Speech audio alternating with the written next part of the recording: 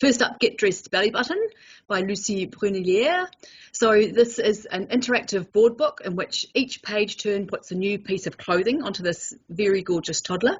The pages are different lengths, so the child is gradually dressed in more and more clothes, almost like a paper doll. So we tuck the toes into socks, we slip the arms into sleeves, we keep the belly button warm inside until we're snuggled up warm and ready to go out. So the language is really cheerful and energetic. There are fun words for putting on each piece of clothing. It finishes with a big kiss. Now we're dressed from top to tummy to toes. It's a follow-up to Goodnight Belly Button, just released this May. We chose these books for how they use this really simple, interactive way of adult and child actively reading the book together, which is a feature of Gecko Press board books for this really young age group. The shared experience and the lively language turns it into a fun game, and so it can become a family ritual with these fun new words and a fun way of getting dressed.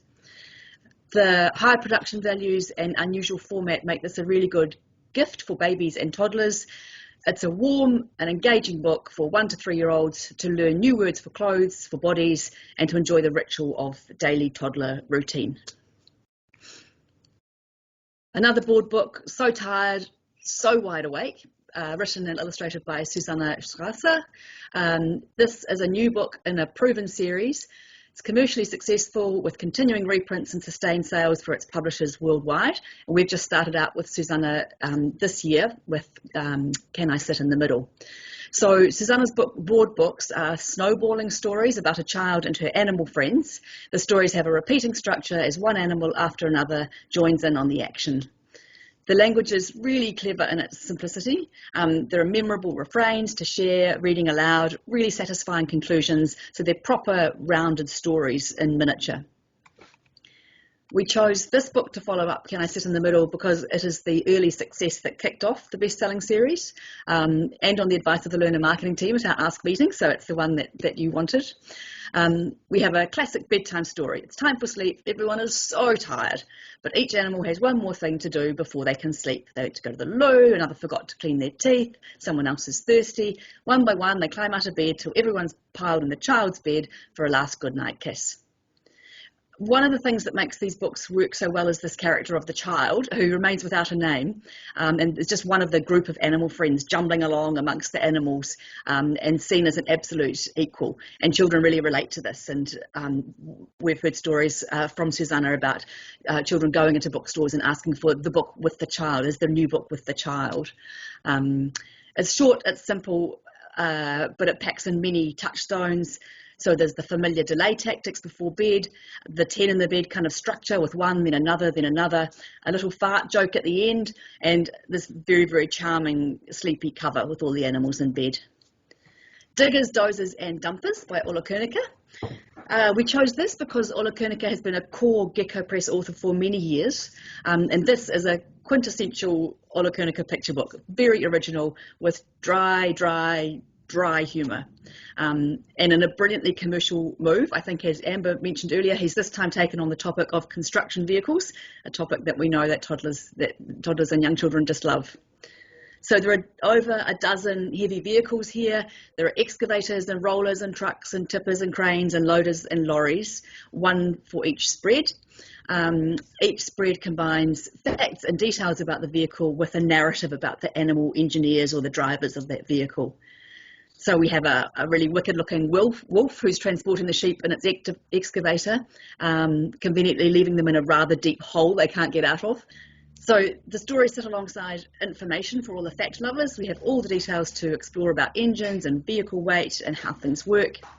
It's a completely absorbing fiction, non-fiction hybrid for all those vehicle-obsessed 3, 4, 5, 6, 7-year-olds, which is kind of most of them. So Snake and Lizard is one of Gecko Press's best-selling backlist series, but this is a standalone picture book based on those two lead characters. Snake and Lizard are very good friends who live together in the desert, and these books are all about character and friendship. In this picture book story, Lizard decides they need their names displayed above the burrow entrance. So we have all the pull and tug of friendship as they negotiate whose name comes first, how to put the sign up, how to spell these words. A crisis comes after a series of misspellings and mishaps that eventually has the two rendered as sneak and liar. So through the illustrations as well, the story is placed in this kind of playground setting with other animals involved. So there's lots to recognise and talk about for schools and families. So the give and take of friendship, some delicate egos that need looking after, the line between jokes and being cruel, and the need to use names and nicknames with care. We chose this book for these two leading authors who are core to Gecko Press New Zealand publishing. Joy Cowley is a celebrated writer who has won many international awards, including shortlisting for the Hans Christian Andersen Award. Gavin Bishop is currently New Zealand's best-selling, most commercially successful children's writer and illustrator. He's a Māori illustrator who has published many, many books and dominated our awards in the past few years. And the stories were first written for a US educational publisher, then adapted and illustrated for our trade publication. So we know they work for an American market as well. So it's a picture book, really fun for 5 to 7 year olds, learning to spell, starting to play with words. The Pinchers and the Curse of the Egyptian Cat is the third in this junior fiction series. These are slapstick, illustrated crime adventures about honest Theo Pincher who doesn't fit into his family of criminals.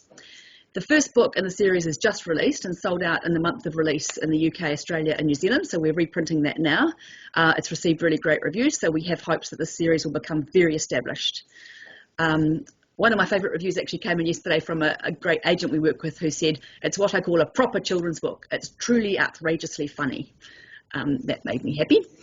So we chose this book as the next in the series to release because it's had some of the strongest sales in the original language. It was selected as the best children's book of the year by one of Sweden's biggest newspapers, and I thought it was a really funny story. The plot is a play on the curse of the pharaohs. Theo and Alan accidentally break an ancient cat statue in the antique store. Their mother believes it has unleashed the terrible curse of the Egyptian cat, which turns thieves into honest people and honest people into thieves. So suddenly Theo's sister Ellen, who was very good at being dishonest, can no longer lie, and the truth-telling Theo has started to become a criminal.